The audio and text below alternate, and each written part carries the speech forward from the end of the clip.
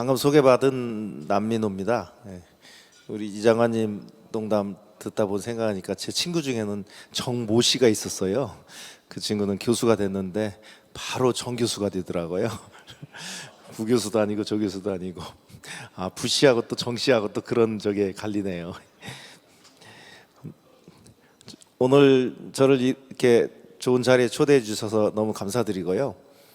뭐 다들 쟁쟁하신 분들인데 제가 이 앞에서 기업가 정신을 얘기할 자격이 있는지 모르겠습니다만은 준비된 내용으로 진행을 해보도록 하겠습니다.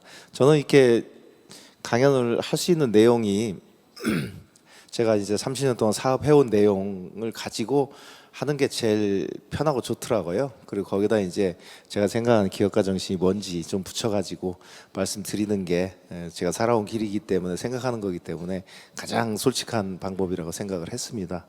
그래서 이 내용은 제가 91년도에 창업을 해가지고 2021년이니까 30년째 지금 사업을 하고 있어요. 그 동안에 이 사전 5기라고 붙인 거는 4번 정말 망할 뻔한 위기를 잘 넘겼던 그 스토리를 얘기를 하려고 하는 거고요. 그리고 제가 생각하는 기업가 정신에 대해서 말씀을 드리도록 하겠습니다.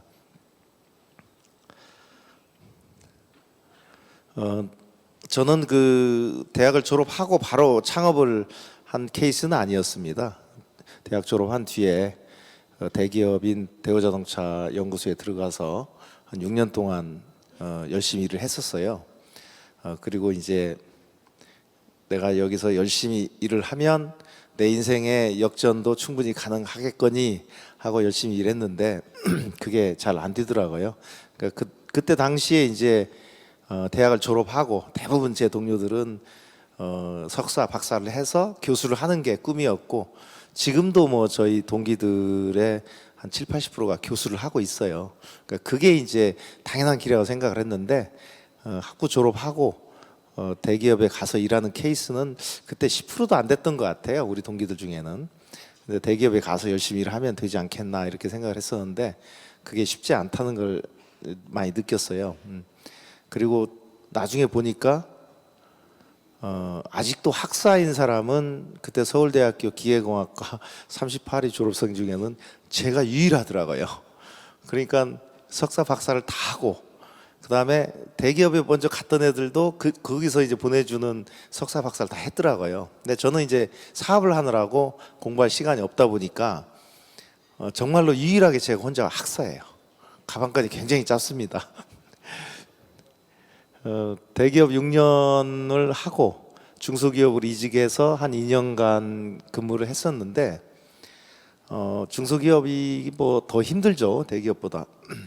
근데 거기서도 그게 아니다라는 생각이 들어가지고 제가 내린 결론은 직장인으로서 인생 역전은 불가능하다라는 생각을 했어요. 근데 사람들이 이렇게 생각을 하면은 그래도 좀 다시 돌아가거나 뭐 이렇게 하는데 저는 좀 뭐랄까 이게 한번 떠난 물에서 다시 가고 싶은 그런 자존심이 있었던 것 같아요. 그래서 이제 내친 김에 창업을 하게 된 거고 그게 91년도 제 나이 30에 창업을 해서 지금까지 이어지게 된 배경입니다.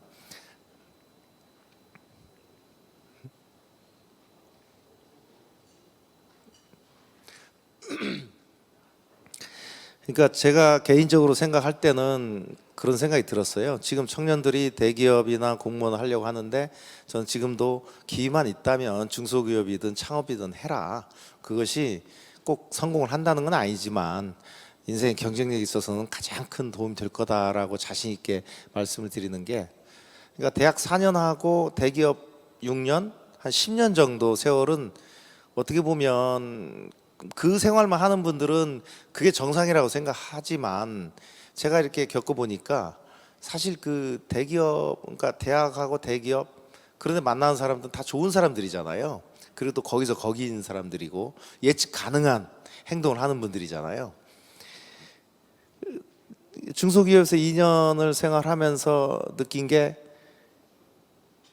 이게 대기업까지만 해도 이게 온실이구나, 거의. 이게 이 세상에 노출된 게 아니구나라는 생각을 좀 심하게 하게 됐어요. 그러니까 중소기업 2년 동안 일하면서 굉장히 고생스러웠는데 그때 별별 사람을 다 만나고 뭐랄까 좀 이 세상에 얼마나 살기 힘든지를 그 2년 동안에 힘들었지만 배운 것 같아요. 그러니까 아 세상이 이렇다라는 거, 그리고 대부분 사람들이 내가 대학이나 대기업에서 만났던 사람들 같지 않다는 거를 중소기업 2년 동안에 제가 다 느낀 것 같아요.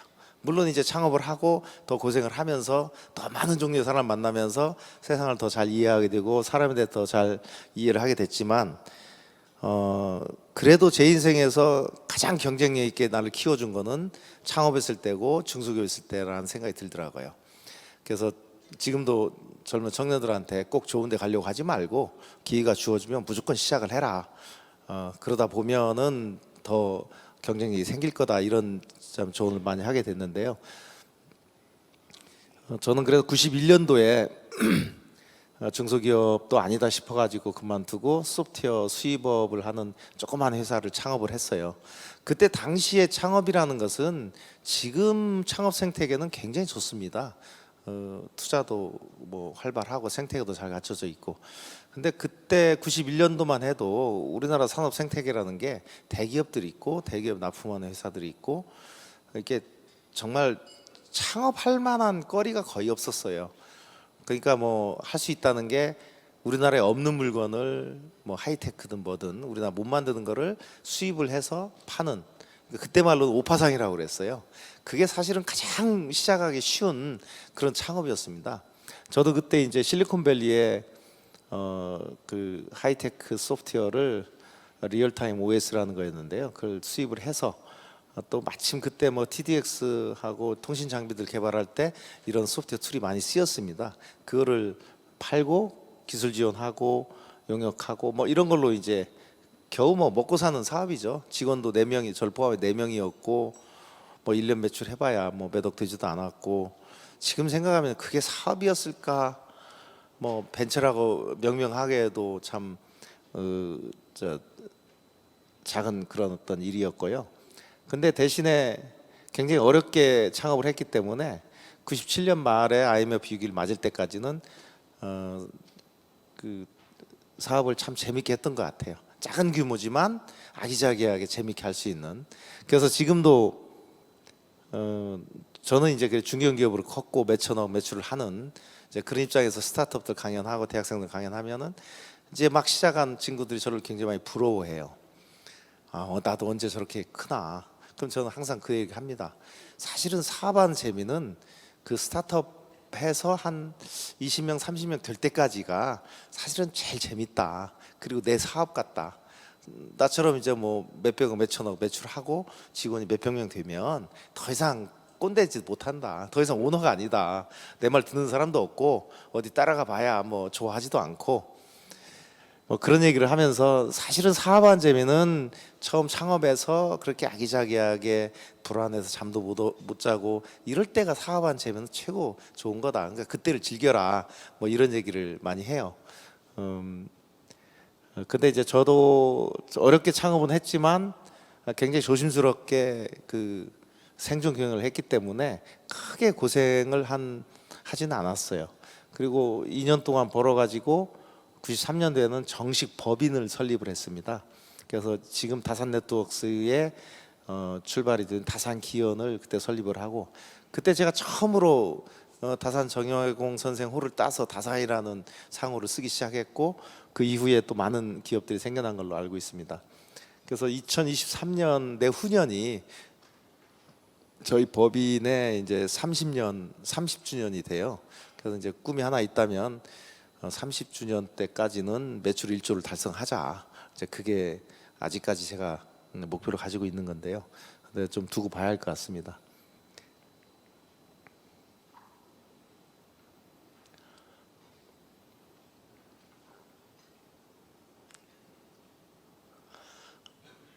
네, 91년도에 창업을 해서 지금 30주년을 앞두고 있는데요. 제가 크게 4번의 그 위기를 겪었습니다. 97년 IMF 외환위기. 여기 계신 분들은 뭐 97년 IMF 위기가 뭔지 잘 아실 거라고 생각을 합니다.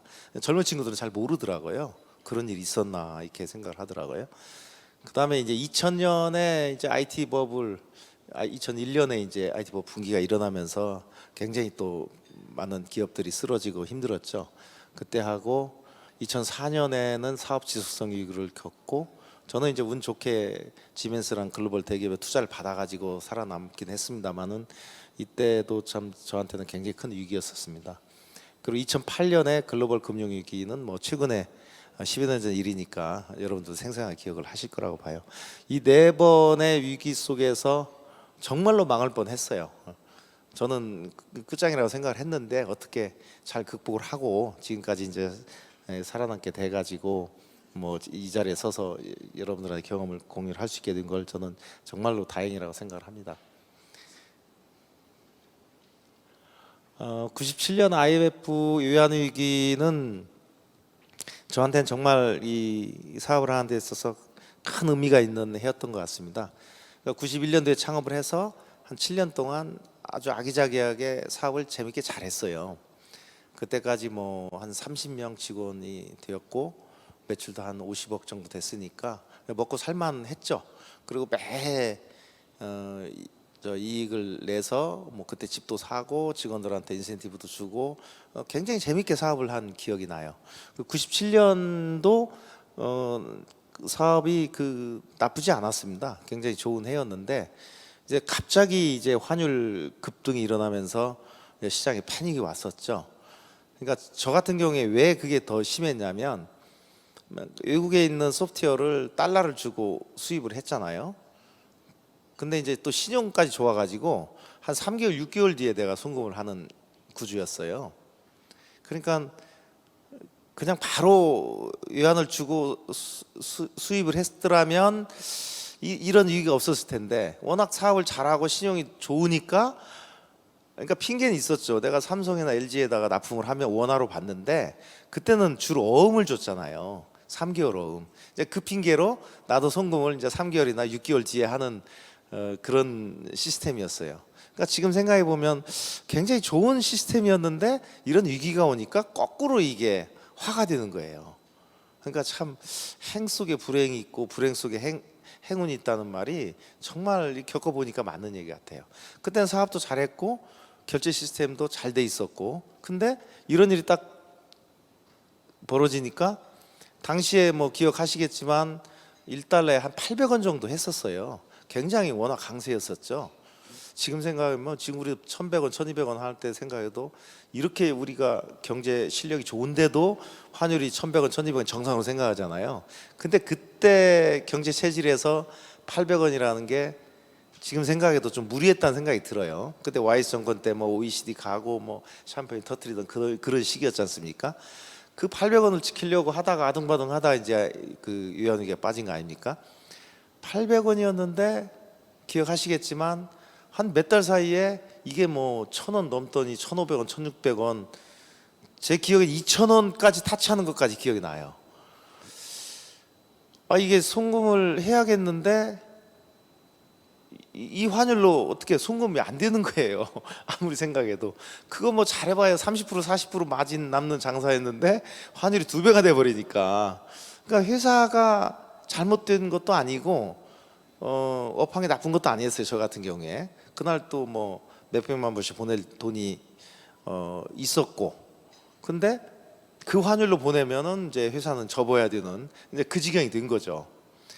아무리 생각해도 억울하고 어떻게 못 하겠더라고요. 고민하다가 이게 방법이 없어가지고 결국에는 이제 실리콘밸리 찾아가서 이건 우리가 지금 겪고 있는 천재지변에 가까운 일이니까 한 6개월만 송금 유예를 해달라.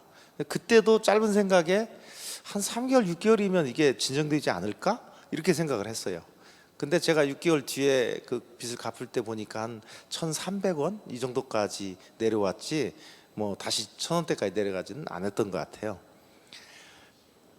근데 이제 그 환율도 환율이지만 기억해 보시면 뭐 부동산가 폭락하고 전체 시장이 마비가 됐잖아요. 그 할 일도 없고 그냥 개점 휴업 상태였죠. 근데 저는 이제 그 얘기를 하러 실리콘밸리에 갔는데 이 실리콘밸리는 별천지인 거예요. 그때 뭐 인터넷 붐에 나스닥 붐에 97년, 98년은 미국은 정말 호황이었습니다. 그리고 그 기술자들을 구할 수가 없어가지고 그렇게 인력난에 시달리던, 그걸 하루 자고 나면은 뭐 백만장자가 나타나고 막 이런 그 나스닥 신화가 되던 때였고, 거기 가서 와 진짜 우리는 망했는데 여기는 뭐 이렇게 잘 나가냐, 굉장히 억울하기도 하고, 한국에 가봐야 할 일도 없고, 내친 김에 야 나 여기서 좀 일 좀 하면 안 되겠냐 이렇게 얘기를 하니까 굉장히 뻔뻔한 거죠. 빚도 못 갚으면서 이해해달라고 왔으면서 나 좀 일 좀 시켜달라고 했으니까. 근데 내가 그때 생각할 때 그때는 정말 뻔뻔하다 생각했고 못할 소리라고 했는데 결과는 좋았어요. 굉장히 반가워하더라고요. 그러니까 저도 이제 엔지니어로 실력을 인정받는 사람이었으니까 사람들 다 데리고 와라, 우리 그날에도 일손이 부족한데 잘 됐다 그러는 거예요. 그러면서 한 달에 1인당 10,000불 줄 테니까 여기서 일을 하자.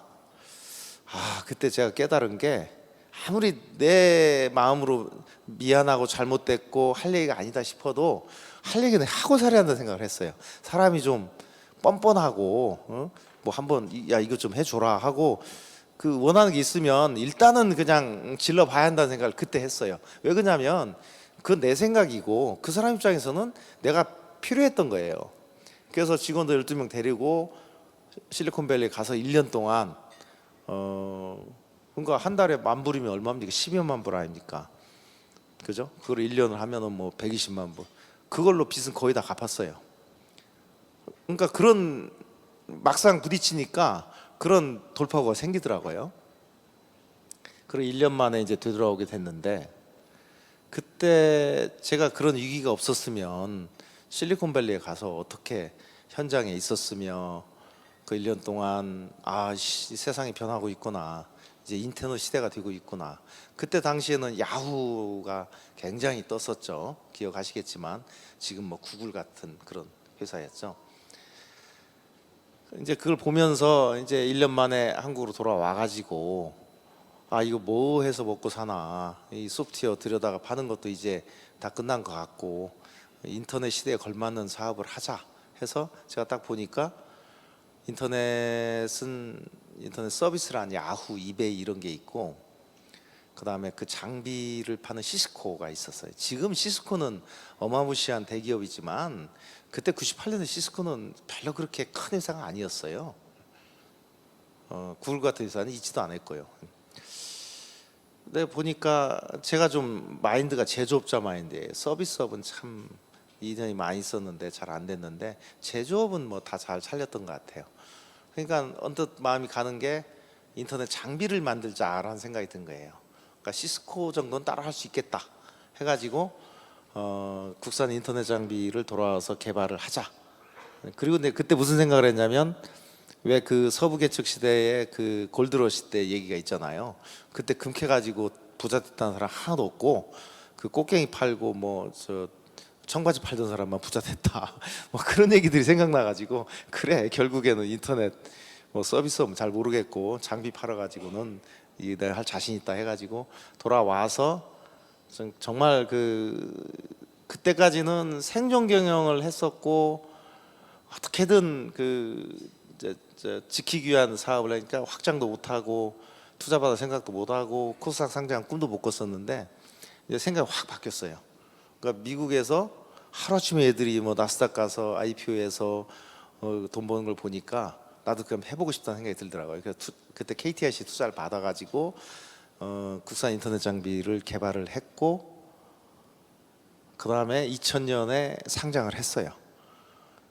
근데 지금 생각해봐도 그때 코스닥 상장할 때 그 기분은 제가 사업하면서 느꼈던 최고의 성취감이었던 것 같아요. 그 이후에도 훨씬 더 좋은 일들이 많이 있었지만 그때 벅찬 감격만큼은, 그러니까 이제 위기를 겪고 2년 만에 턴어라운드 해서 뭔가 이렇게 배팅을 했는데 그동안에 하지 못했던 생각을 했는데 그게 딱 맞아떨어져 가지고 됐잖아요. 그러고 나니까 야, 이 맛에 사업하는구나 이런 생각이 들더라고요.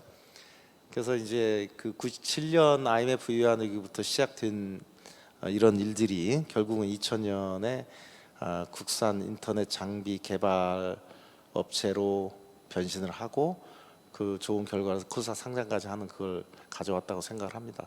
만약에 IMF 위안위기가 없었으면 내가 이런 변신을 할 수 있었을까 이런 생각이 드는 거예요. 그래서 저는 지금도 위기라는 말을 위험 플러스 기회라고 설명들을 하잖아요. 그게 정말 맞다는 생각이 들어요. 어떤 위험이 닥쳐오면, 위험은 언제든지 닥쳐오죠. 닥쳐오면 거기에 무너지면은 망하는 거고, 그거를 잘 극복을 하면 정말 한 단계 레벨업 할 수 있는 기회가 생기는 것 같아요. 근데 저희 회사가 지금 뭐 1조를 목표로 할 정도로 성장을 했는데, 그 이면에 보면 이 네 번의 위기와 밀접한 관계가 있어요. 그 네 번의 위기를 넘기면서 엄청난 변신을 했고 엄청나게 회사가 성장할 수 있는 계기가 됐던 것 같아요. 그래서 저는 뭐 이 위기란 말은 위험 플러스 기회란 그 해석에 대해서 동의를 합니다. 근데 그것도 이제 잠시, 그 기쁨도 잠시였고, 2001년도에 IT 버블 붕괴가 일어나고 코스닥 시장이 폭락을 하게 되죠. 근데 지금도 잘 생각을 해보면, 여러분들 한번 생각을 해보세요. 그때 99년도, 2000년도 새로운 기술 뭐 수십 배, 수백 배 뛰고 계속 전화 받아가지고, 야 정말 저게 그렇게 큰 기술이냐, 우리 같은 사람들은 아니 그거 아니라고 얘기하잖아요. 근데 주식시장에 있는 사람들은 계속 전화를 하는 거예요. 계속 끝도 없이 오르니까. 그러니까 아는 사람들은 그 버블에 참여를 못 합니다. 아마 지금 뭐 블록체인 다루시는 분들 마찬가지일 거예요. 그 잘하시는 분들은 쉽지 않을 것 같아요. 근데 뭘 모르는 사람들은 이제 그 버블 속에서 뭐가 되는 것 같아요. 최근에 제가 비트코인 한 3배, 4배 오르 몇 달 만에 그 와중에도 누가 비트코인 나 주겠다고 한 거를 나 그냥 돈으로 달라고.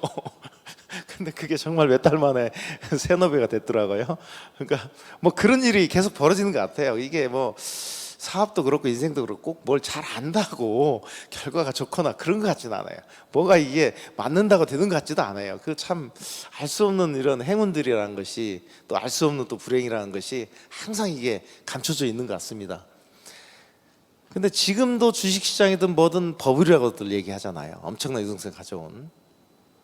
그리고 언젠간 이게 꺼질 거라고 얘기하잖아요. 제가 앞으로 우리 주식시장이 어떻게 될 것인가 생각하면서 이때를 한번 복기를 해봤어요. 그때도 99년, 2000년대에 이거 버블이라고 다들 얘기를 했어요. 근데 그게 2000년, 2001년 가다가 언제 폭삭망했냐? 2001년 9월 11일이에요. 그러니까 버블이라는 것은 한번 형성이 되면 스스로 안 꺼지는 것 같아요. 뭔가 외부적인 큰 충격파가 오고 사건이 있으면서 아무 연관도 없는, 그러면서 어느 순간 전 세계가 깜짝 정신을 차리는 거예요. 그리고 한순간에 무너지는 거예요. 저는 그때 2001년 9월 11일 날 그 9.12 사태가 나는 걸 보면서 이거하고 우리 경제가 뭔 상관이 있나 싶었는데, 그냥 그때 한순간에 전 세계 경기가 쭈그라들었잖아요. 그거를 지금 생각하면서 저는 지금도 그럴 거라 생각을 해요. 아마 지금 버블이라고 얘기하지만 내 생각에도 2, 3년은 그냥 갈 거다. 버블이 스스로 꺼지는 거는 그냥 본 적이 없다. 근데 돌발적인 어떤 사건으로 이게 어느 순간에 꺼질 거다. 예를 들자면 뭐 대만에서 미국, 중국이 뭐 전쟁을 한다든가, 동중국에 그런다든가, 아니 한반도에 뭔가 뭐 튄다든가, 아니면 뭐 우크라이나에서 한번 뭐 또 전쟁이 벌어져 가지고 충격파가 온다든가, 어떤 그런 연관성이 전혀 없는 우연한 사건으로 또 이 버블은 꺼질 거라는 생각이 들어요. 그러니까 뭐 그런 일이 없으면 뭐 2, 3년 더 가겠죠. 이제 그런 관점에서 보는데, 2008년 때도 제가 가만히 생각해 보니까 똑같은 현상이에요. 2007년 서프라임 얘기 다 했어요. 위험하다는 얘기 했고. 근데 리먼 사태가 터지면서 그게 현실화되잖아요. 그러니까 이게 참 버블링 현상에 대해서는 제가 벌써 2번, 3번째 겪는 일인데, 이걸 복기를 해보면 참 정말 알 수 없다는 생각이 들어요.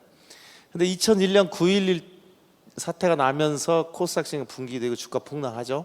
많은 벤처들이 추락하고 많은 회사들이 분식회했다가 학교 많이 갑니다. 근데 저도 그때 참 고민 많이 했어요. 야, 뭐 내년 3월까지 그 매출 잡을 거 매출로 잡으면 그냥 실적 좋게 나오고 이익 좋게 나오는데 그렇게 하자. 지금은 어림도 없는 소리인데 그때만 해도 회계가 조금은 허술했어요. 뭐 맘만 먹으면 그렇게 할 수 있었어요. 뭐 밀어내기도 하고 뭐 여러 방법들이 있었어요. 근데 참 굉장히 고민 많이 했는데 저는 그걸 받아들여야 쉽지 않더라고요. 그러면서 욕 무지 많이 먹고 같이 일하던 사람들 다 저한테 침받고 떠나고 주식은 폭락하고 시장에서도 엄청나게 원망 듣고 그 수모를 겪었던 일이 나는데 아마 제가 생각할 때 저도 고민을 많이 했는데 아마 타고난 성격 때문에 그랬던 것 같아요. 그냥 대놓고 거짓말을 못 하겠는 성격이에요.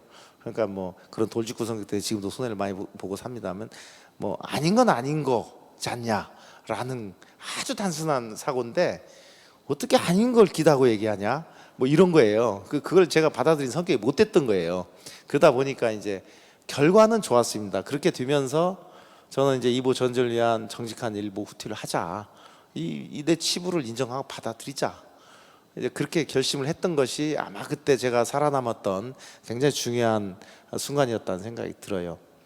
그리고 그때만 해도 LG나 삼성 같은 대기업들이 저 경쟁사였어요.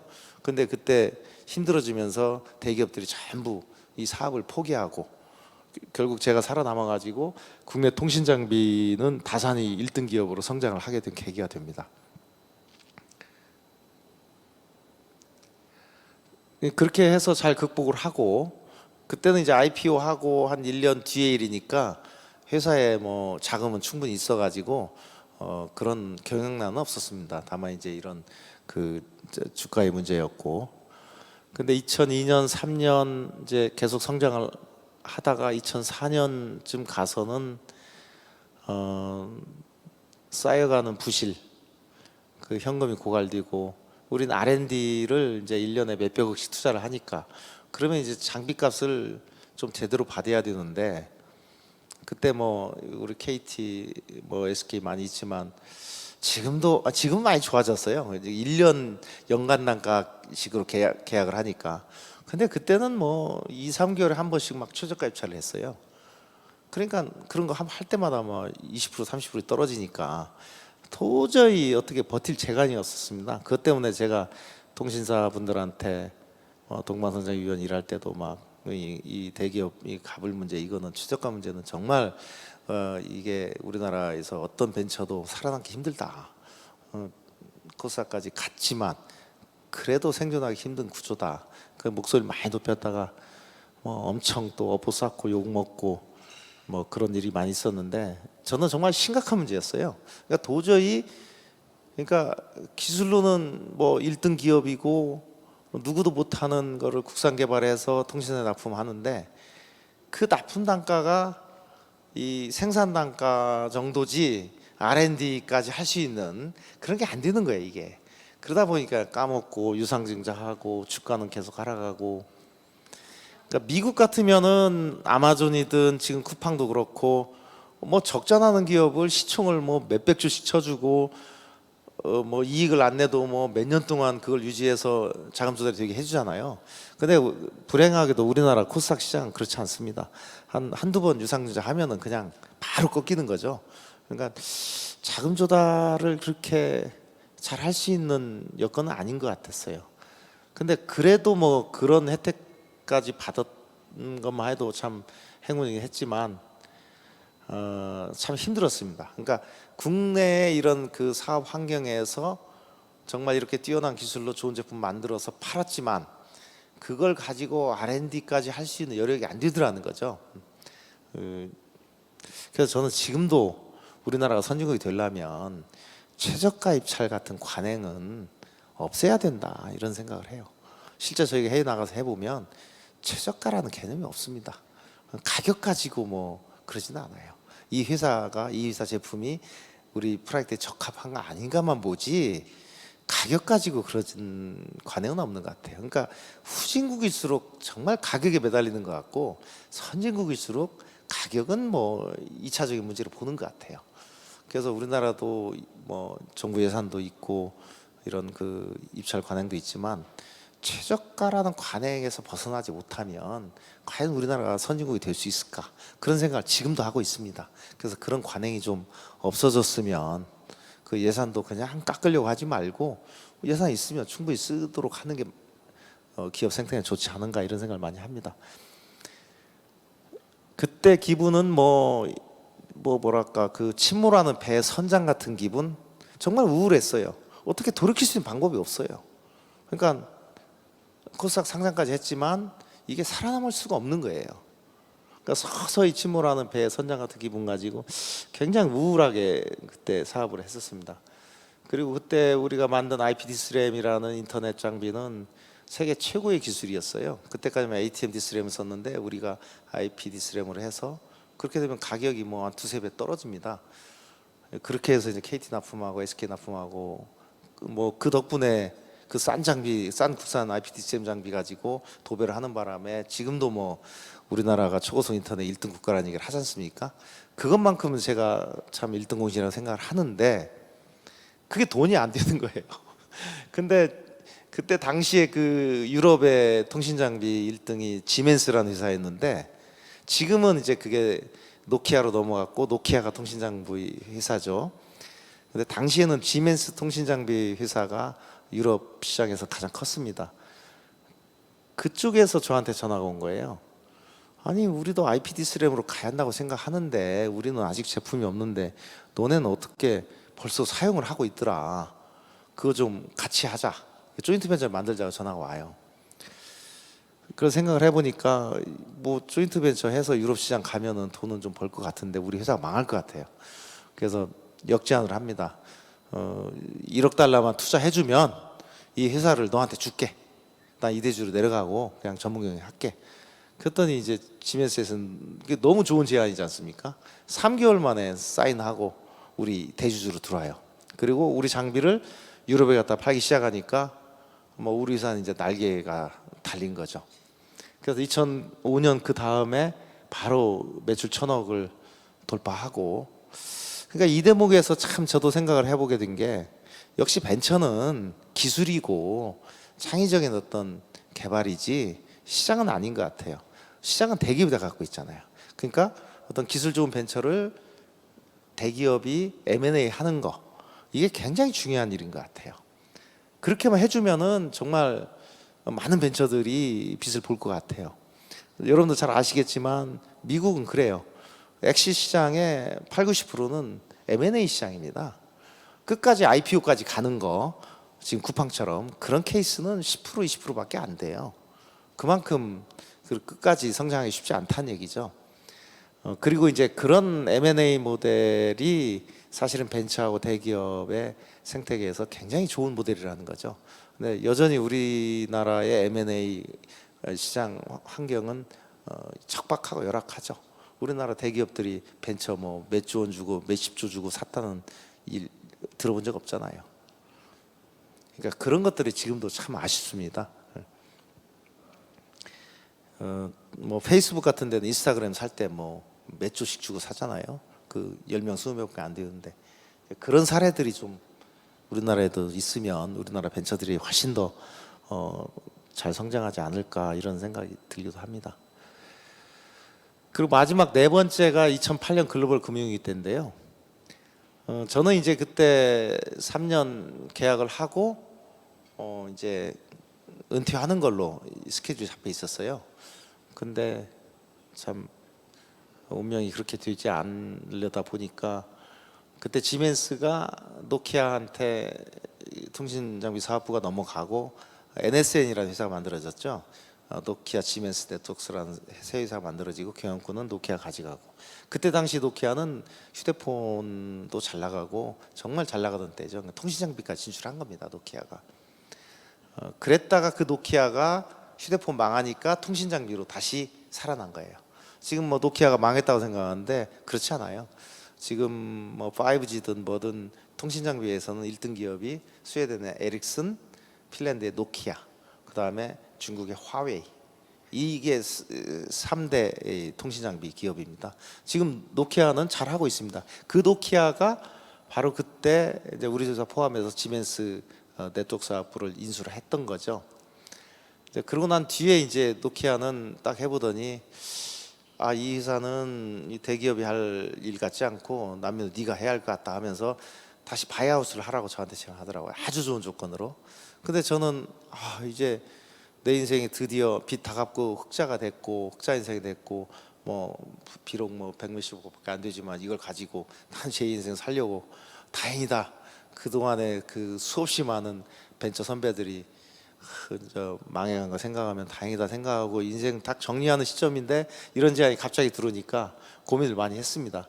근데 고민 끝에 아, 나 혼자 도망갈 수는 없다 싶어가지고 그때 480억에 인수를 하라고 했는데 제 돈이 120억밖에 없었어요. 360억을 다시 빚을 내야죠.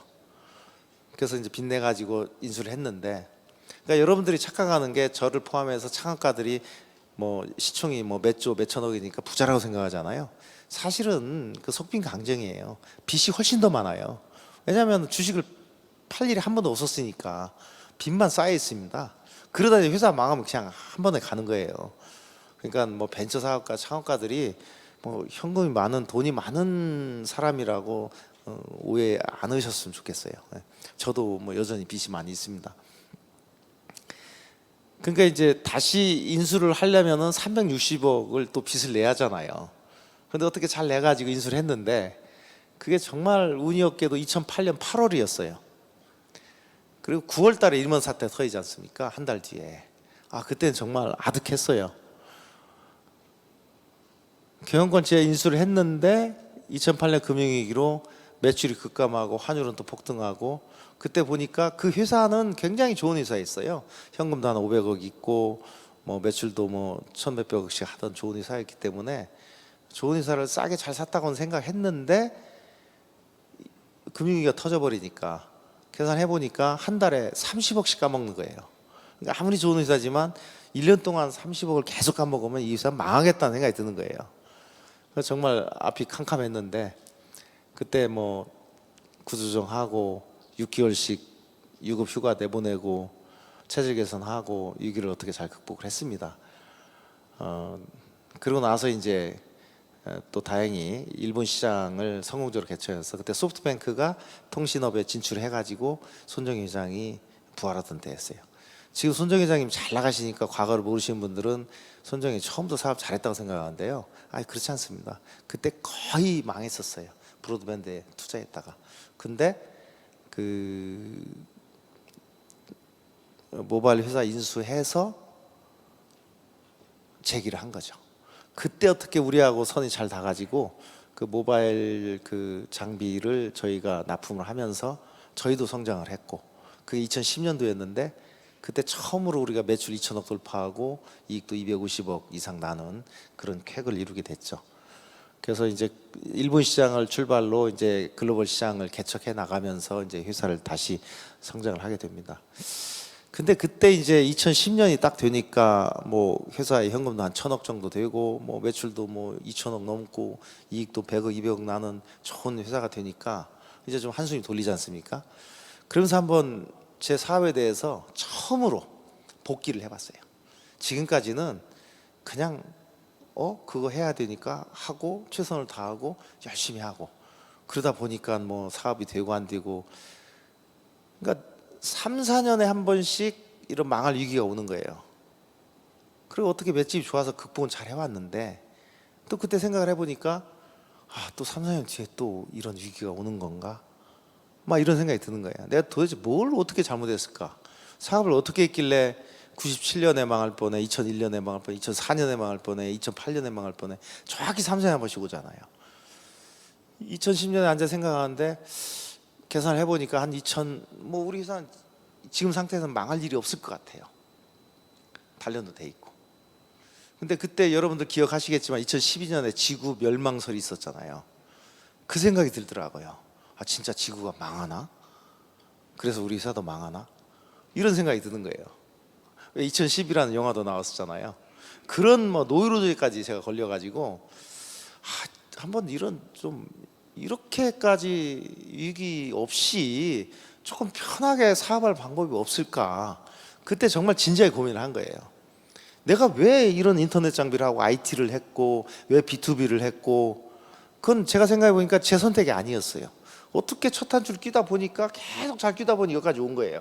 그러다 보니까 3세에 한 번씩 이런 위기가 생기고, 지금 생각이 당연한 거예요. 그 한 업종을 하게 되면 사이클이 있잖아요. 이렇게 이제 그때마다 이제 위기가 오는 거죠. 어떻게 보면. 그래서 그때 한번 내가 왜 사업을 하고, 왜 하필이면 이 사업을 하고, 왜 이 B2B 대기업한테 시달리고 이런 일을 하나, 이런 생각을 진지하게 해봤어요. 어떻게 하면 이걸 탈피할 수 있을까? 근데 저도 참 미련한 게 사업한 지 20년 만에 그 생각을 한 거예요. 내가 왜 이 사업을 하나? 왜 하필이면 여기서 이 사업을 안 한가? 처음으로 한 거예요. 굉장히 미련한 거죠. 그것도 4번 죽을 뻔한 일을 겪고 난 뒤에. 그래서 내린 결론이, 이게 사업을 다각화해야겠구나. 이 아이템 하나만 가지고는 그럴 수밖에 없겠다. 그 다음에 시장도 다변화해야겠다. 그래서 이제 글로벌로 나가기 시작을 했고, 그 다음에 M&A를 하기 시작을 했어요. 그래서 IT 인터넷 장비 업종 말고 다른 제조업도 하자. 이렇게 해가지고 다양화를 시키면서 많은 M&A를 하게 됩니다. 그리고 이제 2016년에는 나스닥 회사인 존 테크놀로지가 인수하고, 우리 네트워크 장비 회사는 본사가 지금은 미국이에요. 그리고 우리는 그 지주회사가 된 거죠. 독일의 키마일 유럽 시장 개척에 인수도 하고, 이제 네트워크 장비 회사는 완벽한 글로벌 회사로 변신을 한 거죠. 그리고 이제 솔류에타, DMC, DTS라는 제조 삼형제를 키워서 이 회사들도 한 2, 3천억 정도로 키워냈습니다. 그러니까 그러고 나서 쭉 보니까 큰 위기가 없는 게, 이쪽이 좀 빠지면 좀 이쪽 올라와주고, 그래서 우리나라 재벌 대기업들이 우리가 아무 생각 없이 뭐 문어발식 경영을 한다고 막 욕을 하는데, 그 욕을 잘못하는 거예요. 생각해 보면 대기업들이 문어발식 경영하는 게 맞는 거예요.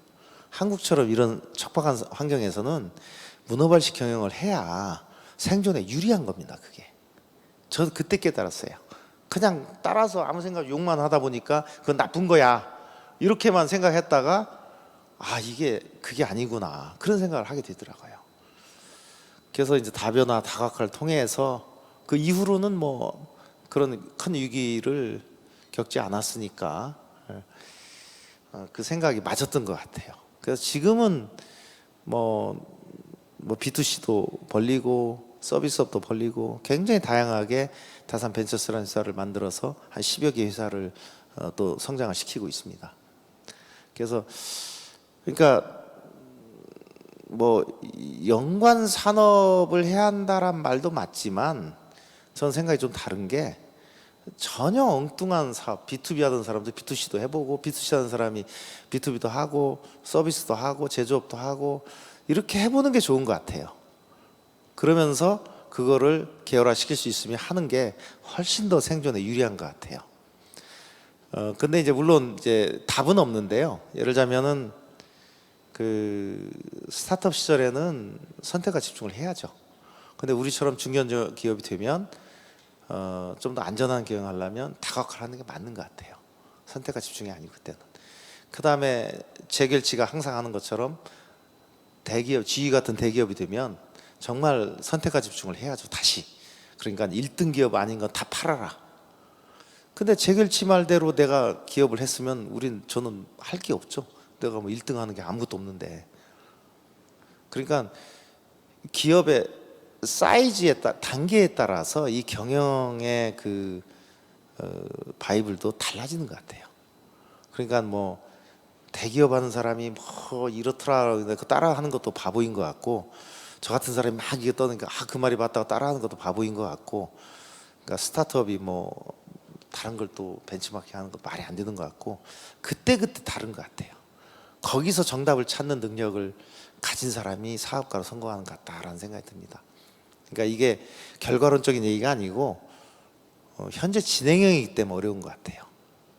그러니까 똑같은 질문도 결과론적인 얘기면 쉽죠. 근데 지금 그 회사가 처한 환경이 다르고 그 사람이 처한 환경이 다른데, 뭐 우리 교과서적인 정답처럼 사업에 정답이 있다는 생각이 안 들어요.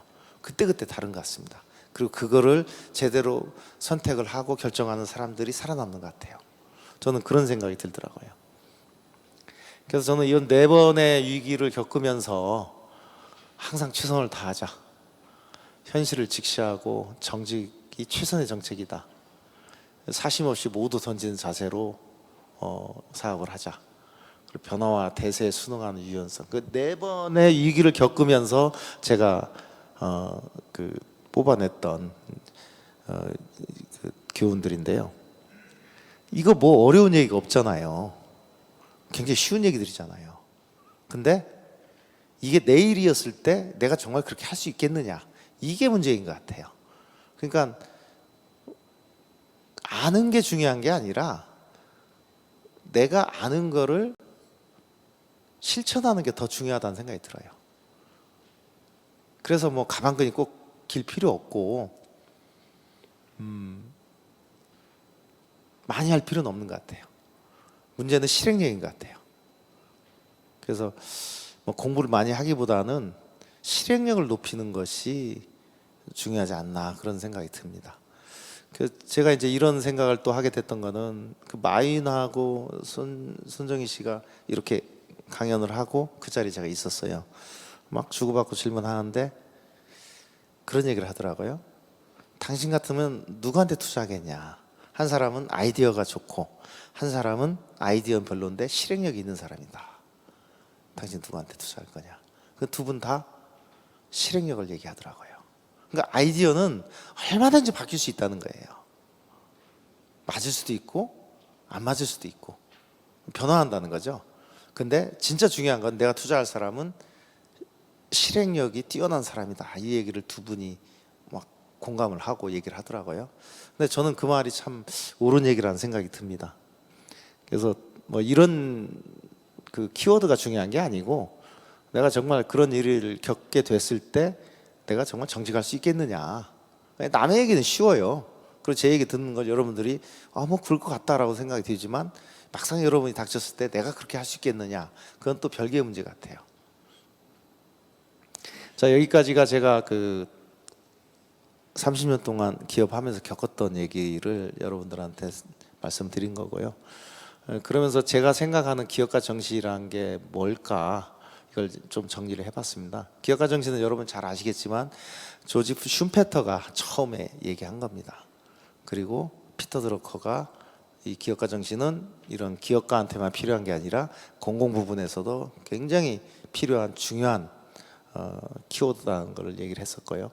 그러니까 제가 생각하는 기업가 정신이 이런 것 같아요. 시장의 변화를 읽어내고 혁신을 통해 기회를 포착하는 기업가의 자세와 행동 양식이라고 저는 이렇게 생각을 하고 그렇게 설명을 합니다. 물론 이제 이 기업가 정신, 혁신자, 이 얘기는 슌페터로부터 비롯된 얘기입니다. 그러니까 잘 아시겠지만 슌페터가 이제 왜 이런 얘기를 했냐는 사회주의하고 자본주의가 경쟁을 하는데 금방 망할 것 같은 자본주의가 왜 안 망고 사회주의가 망했을까? 그 키워드를 이 사람이 기업가 정신에 뽑아낸 거거든요. 그래서 한 얘기가 그래, 마차만 평생 주구장창 마차만 만들어서 마차를 타고 다니면 아마 공산주의가 이겼을 거다. 근데 마차가 자동차로 변하고 기차로 변하고 이렇게 쭉 변화를 하더라는 거예요. 거기에 자본주의가 기업가 정신을 가진 혁신자들이 혁신을 하면서 자본주의가 살아남더라. 뭐 이런 얘기를 설명하면서 슌페터가 기업가 정신을 얘기를 하기 시작한 거거든요. 혁신이라는 걸 얘기를 하기 시작한 거거든요. 어떻게 해서 자본주의가 살아남고 망할 것 같은 자본주의는 살아남고 잘 될 것 같은 사회주의가 망했을까? 거기서부터 사실은 기업가 정신이 얘기가 되기 시작한 겁니다.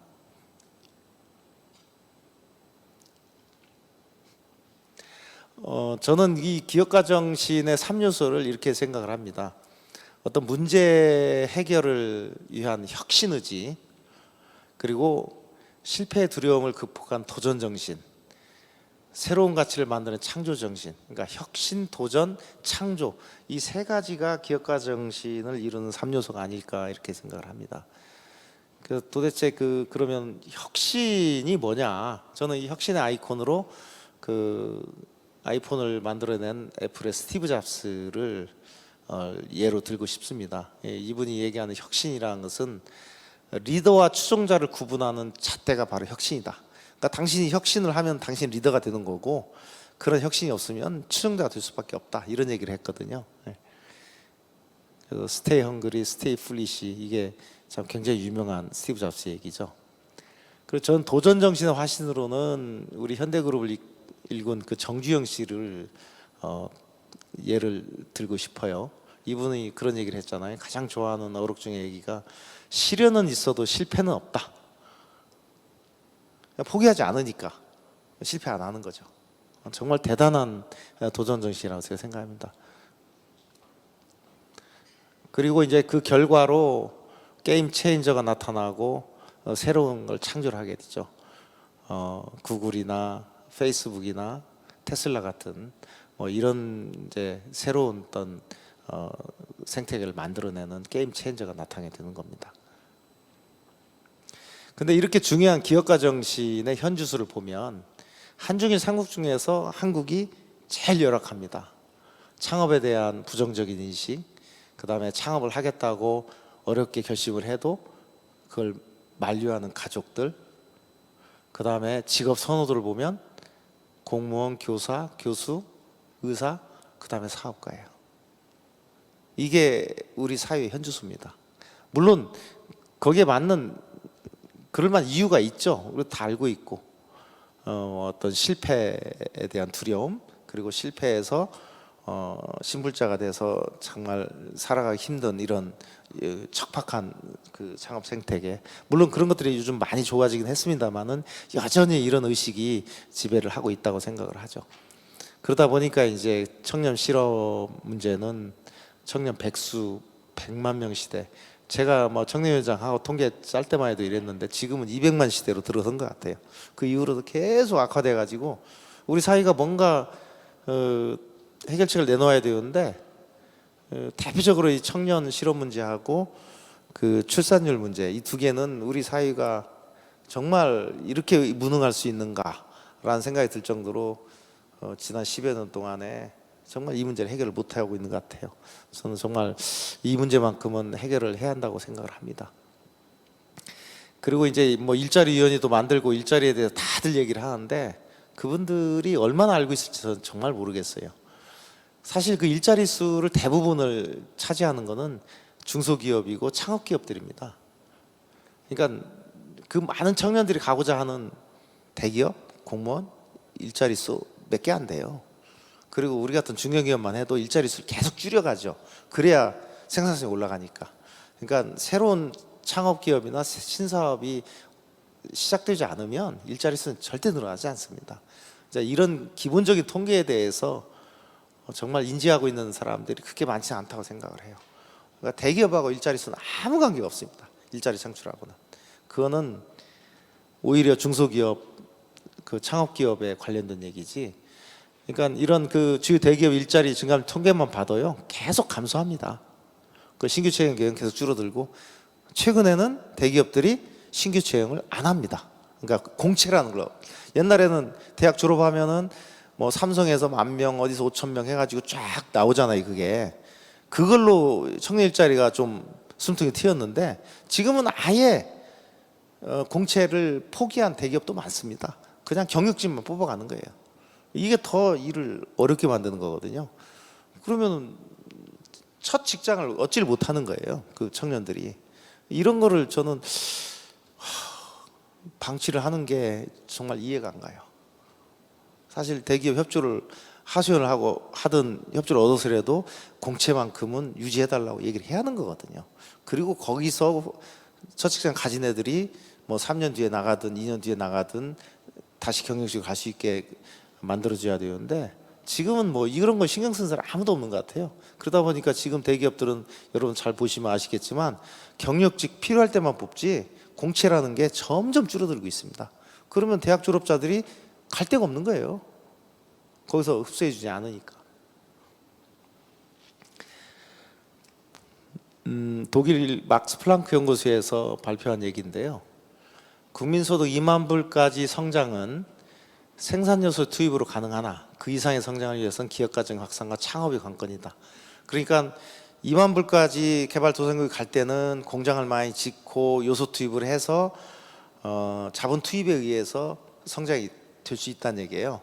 근데 이제 이게 이걸 넘어서 가지고 3만 불, 4만 불을 가려면 기업가 정신과 창업이 가장 중요하다라는 이건 선진국에서도 다 이미 알고 있고 그들도 창업 국가를 내세운 이유가 있습니다. 그 미국의 사례를 봐도 미국에서 지난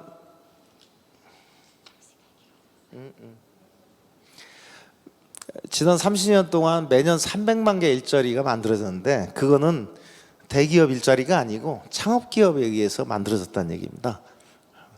그리고 이 카우프만, 그러니까 미국의 기업가정재단을 유명한 카우프만 재단의 조나단 이사가 얘기한 것도 세계 경제 회복은 창업자의 손에 달려 있다. 새로운 성장과 고용은 대기업도 중소업도 설립 5년 이내 초기 기업에서 온다. 그러니까 이런 창업기업에 의해서 일자리가 만들어지지 기존 대기업이나 중견기업에서 일자리 만들어지지 않는다는 얘기를 하는 겁니다. 그래서 이 기업가 정신이 중요하고 벤처 창업이 중요하다라는 말씀을 드리는 겁니다. 청년들한테 저는 항상 기업가 정신 도전하라 이렇게 얘기를 하고 제 아이콘이 탁창입니다. 탁치고 창업해라. 그러니까 뭔가 세상이 변하길 바라고 뭔가 이루길 원한다면 탁치고 창업해라. 그래서 저는 탁창주의자입니다. 경청해 주셔서 감사합니다.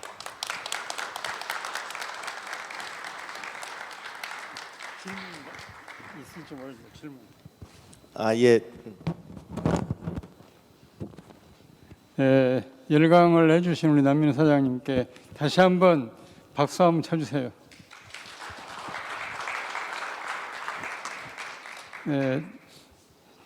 소상히 30년 동안의 헌신을 해오신 개인의 경험과 또 체험에서 나온 것을 전반부에 설명을 해주시고 후반부는 그러한 경험을 바탕으로 우리에게 진정 필요한 기업가 정신이 뭔가 하는 걸 얘기를 해주셨는데 후반부는 보는 사람에 따라서 달라질 수도 있고 또 경험의 백그라운드가 다른 분들은 다른 얘기를 하실 수도 있겠지만 정말 절실한 그 어떻게 보면 실행력, 실천력, 실증적 경험에서 열강을 해주신 데 대해서 감사를 드립니다.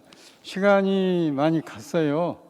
우리 박봉기 사장님이 50분까지 끝내면 좋겠다고 말씀을 하시는데 시동을 건 자동차는 드라이버 마음대로 갑니다. 우리 남 사장님께서 남 회장님께서 이제 그만하겠다 그럼 빨리 끝나실 거예요.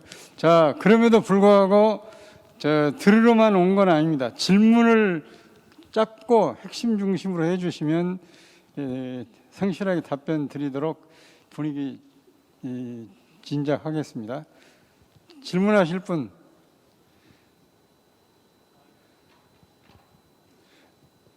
강의를 잘해 주셔서 그런지 질문하실 분이 별로 없는데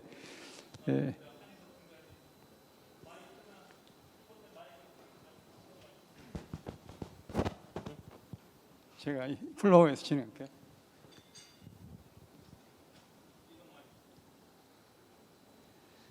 네, 벤처 창업가로서 그 오랜 30년 이상 성공적으로 잘 하셨는데요. 저는 이제 미국에서도 저도 창업도 해보고 또 한국에서도 창업도 해봤는데 한국에서의 그 창업의 활동에서 좋은 기술을 가지고 있는 진짜 그 청년들은 우리나라의 제도적인 문제 때문에 점점 더 제도가 타이트해지면서 해외로 나갈 가능성이 많아지고요. 저는 우리나라가 상대적으로 실업률이 많이 늘어나는 것은 노동의 탄력성도 없고 최저임금으로 인해서 고용을 안 하게 되죠. 그래서 청년 창업에 대해서 많은 청년들한테 자금을 지원해 주지만 조금 더 확장을 하려고 그러면 투자보다는 기술보증보험이나 이런 데서 돈을 받고 또 청년사관학에서 돈을 주지만 그 많은 청년들이 창업을 하지만 또 망하기니까 그 부담을 어떻게 해결해야 될지 어떤 좋은 정부에다 아니면 제도적인 거를 어떻게 좀 건의해 보실 의향이 있으신지요? 제가 벤처기업 협회를 3년 회장을 했었거든요. 그리고 지난 정부에서는 청년 일자리 문제 해결해 달라고 해서 그 청년위원회 위원장까지 맡아서 청년 일자리 문제 해결하려고 한 1년 동안 뛰어다닌 적이 있습니다. 근데 이제 답은 창업밖에 없다 해서 창업 경진대회 활성화시키고 창업이라는 것을 우리 사회에 확산시키는 데 많은 노력을 한 적이 있었습니다. 근데 우리나라의 창업 환경은 점점 좋아지고 있는 건 사실입니다. 정부도 많이 개입을 했고요. 근데 여전히 미국에 비하면은 열악하죠. 하지만은 과거보다는 점점 좋아지고 있다고 생각하고요. 그걸 도와준 액셀러레이터나 VC나 굉장히 그 생태계가 발전하고 있다고 생각을 하고 있습니다. 그럼에도 불구하고 정말 청년들이 도전을 해서 실패가 용인이 되는, 실패해도 뭐 신불자가 되거나 빚더미 앉거나 그런 게 아니라 그 실패를 걸음 삼아서 다시 재도전하고 다시 성공하는, 그러니까 그 통계를 봐도 성공한 창업자들의 평균을 보면 한 두세 번 정도는 실패를 한 경력이 있거든요. 그런 실패가 자산이 돼서 성공을 하는 거는 그냥 통계적으로 맞는 얘기들입니다. 그러니까 실패를 용인하고 실패를 그 스스럼 없이 받아들이는 그런 사회가 돼야 되고, 그러니까 쟤 뭐 돈 말아먹었어, 뭐 실패했어, 이게 아니라 두 번이나 실패했으면 뭔가 많은 걸 배웠겠지, 그건 정말 장점이다, 이렇게 인식이 돼야 되고, 또 그런 사람한테 투자가 되고, 실패를 했더라도 뭐 어떤 빚이 남지 않는 그런 창업 생태계가 가장 좋다고 생각을 합니다. 그리고 이제 그런 걸 위해서 우리 벤처기업 협회에서 엄청난 노력을 하고 있고, 많은 분들이 그런 노력을 하고 있습니다. 중기벤처부도 마찬가지고요. 그래서 그 제도적인 노력들은 많이 하고 있는 것 같은데 상대적인 거잖아요. 근데 우리나라가 또 다른 동남아 국가에 비하면은, 일본에 비하면 창업 생태가 굉장히 훌륭하죠. 그래서 그거는 절대적인 답은 없는 것 같고, 다만 우리가 열심히 노력을 해서 좀 더 많은 청년들이 창업에 도전할 수 있는 좋은 조건을 만들어 주는 게 우리 앞선 세대들이 해야 될 일이라고 생각을 합니다.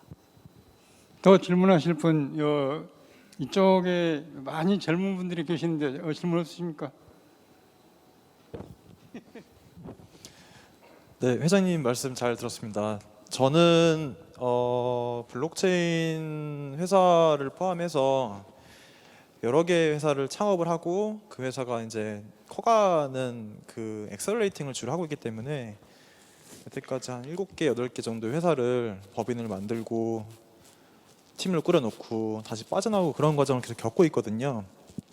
근데 아까 말씀하신 내용 중에서 그 20명, 30명 정도의 내 그 영향력을 미칠 수 있는 정도의까지가 즐거움이 있었고, 그 다음부터는 어렵다고 하셨잖아요. 근데 실질적으로 이제 회사를 운영하다 보면 언젠가는 전문가들을 모셔오고 그런 과정들을 겪어야 되는데, 맨 땅에 창업하는 경우는 그런 부분들을 어떻게 해결해야 되는지를 조금 어렵다라고 느끼는 부분이 이제 있거든요.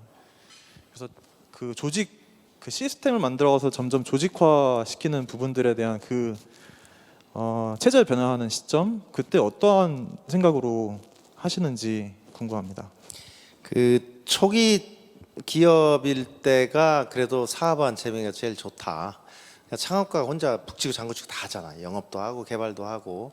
그게 한 20, 30명까지인 것 같아요. 그리고 다 보이잖아요, 하는 것들이.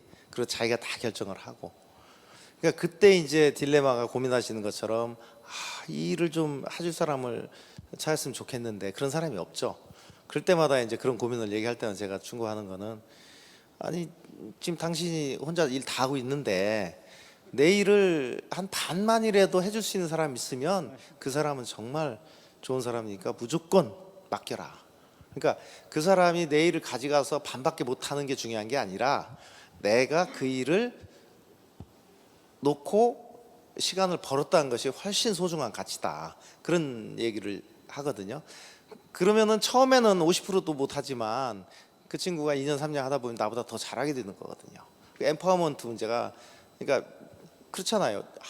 정말 어떻게 내 이 일을 이 친구한테 맡기나, 그것 때문에 주저하고 그 조직이 크지 못하고, 혹은 또 인사 담당자를 하나 갖다 놓으면 이 일이 해결될까? 절대 해결 안 됩니다. 초기 기업은 창업자가 다 해결해야 돼요. 같은 동업자가 있으면 더 좋고, 근데 그거를 내가 해결하지 않고 뭐 전문가가 와서 해결해 줄 거라는 기대를 하면 그거는 뭐 싹수가 노란 겁니다. 내가 해결해야 돼. 내가 해결해도 안 되는데 누가 해결해 줄 것 같아요? 안 되죠. 그러니까 근데 이런 경험이 쌓이다 보면 이제 좀 엠파워먼트가 뭔지 이해를 하게 되고 내가 이제 일하는 방식이 요령이 좀 생기죠. 어떻게 이제 저 친구를 활용을 할 건가. 근데 그것도 내 스스로 다 겪어야 될 문제고 터득해야 할 문제지 하늘에 뚝 떨어지는 솔루션은 없습니다. 그거를 스스로 다 극복을 해야 한다고 저는 생각을 해요. 이제 그렇게 되고 이제 조직화가 되면, 그러니까 뭐 기술 개발은 연구소장이 알아서 할 정도 되고, 영업은 뭐 영업 책임자가 알아서 할 정도 되고, 난 좀 더 다른 그림을 그릴 수 있는 일이 많이 변화가 된 거지 않습니까? 그 정도 되면 이제 조직이 커지죠. 100명이고 200명이고. 그럼 막상 그렇게 되면 또 사실 재미가 없어요. 왜냐하면 추상적인 일에 고민을 더 해야 하거든요. 구체적인 일이 아니라. 그러니까 거꾸로 생각해 보면 구체적인 일 가지고 고민할 때가 제일 행복한 거예요. 해결도 할 수 있는 게 보이고. 근데 이제 조직이 커지고 정말 회사가 일이 더 많아지면 점점 더 내 추상적인 일을 가지고 고민을 해야 하잖아요. 방향을 어떻게 잡아야 할지, 이게 맞는 건지. 사실 그게 더 힘든 일이 되는 거죠. 근데 그렇게 진화해 나가는 과정이 회사에도 커지고 회사 조직도 커 나가는 과정이라고 생각을 해요. 예, 이번에는 모더레이터가 질문을 드리고 끝맺음 하도록 하겠습니다. 두 가지 질문을 하나 드릴게요. 하나는 지금까지 사전 5기의 그 기업 경영에 있어서 고비를 넘어오면서 진짜 고민이 될 때 누구하고 협의하고 싶었는가, 누가 있다면 좋겠는데 그렇게 협의를 털어놓고 그 위기에서 할 수 있는 사람으로 경험을 했거나 또는 상정했던 사람이 있었는지, 그게 첫 번째. 두 번째는 딸이 사업하는 사람한테, 벤처하는 사람한테 시집을 가겠다고 하면 보내줄 것인지, 그 답변 두 가지 부탁드립니다. 첫 번째 질문에 대한 거는 저는 그런 도움을 청할 만한 분이 제 주위에 없었던 것 같아요. 그리고 항상 내가 쓰러지면 여기가 내 무덤이다라는 생각으로 사업을 해왔던 것 같고요. 뭐 그런 분들이 주위에 있었으면 좋겠다라는 생각도 했었지만 불행하게도 저는 그런 분들이 없었던 것 같습니다. 그렇기 때문에 지금 더 자유로울 수도 있는 거고요. 그 다음에 두 번째 질문에 대해서는 저는 당연히 보냅니다. 당연히 보내고, 우리 아들하고 제가 딸이 있고 아들이 있는데요. 너네는 인생을 2세로 살지 마라. 1세로 살아라.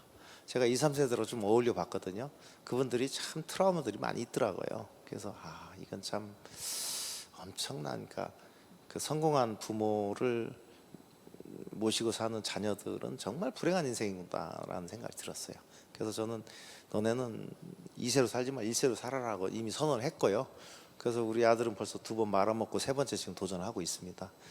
그러니까 우리 딸은 뭐 사업한 친구는 아니고 좀 시집가서 잘 하는데 내가 뭘 할 거라는 걸 아니까 이제 지 나름대로 또 준비를 하는 것 같아요. 그래서 저는 뭐 그러니까 지금까지 우리 가족주의적인 사고들이 가져온 우리 사회의 어떤 명암 뭐 이런 것들에 대해서는 상당히 비판적인 입장이고요. 그리고 결국 뭐 도안은 줄 수 있겠지만 뭘 물려준다든가 어떤 영향을 누구한테 끼친다든가 이런 거는 굉장히 안 좋은 것 같아요. 확실히 서양의 부자들은 그렇게 처신하지 않습니까?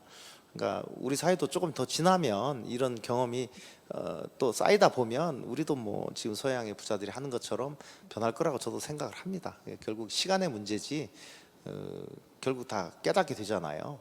유산이라는 것, 뭔가를 물려준다는 것은 인생의 복이 아니고 독이라는 것을 경험해본 사람들은 알지 않습니까? 저도 뭐 우리 사회는 그렇게 진화를 할 거라고 저는 생각을 합니다. 예, 자 지금까지 열강해 주시고 또 시간에 쫓기면서도 성실하게 답변해 주시면서 추가 질문은 시간 제약상 여기서 마무리해야 되는 제 심정도 이해하시고 잘 마무리해 주신 남 회장님께 박수로 예의 표하겠습니다.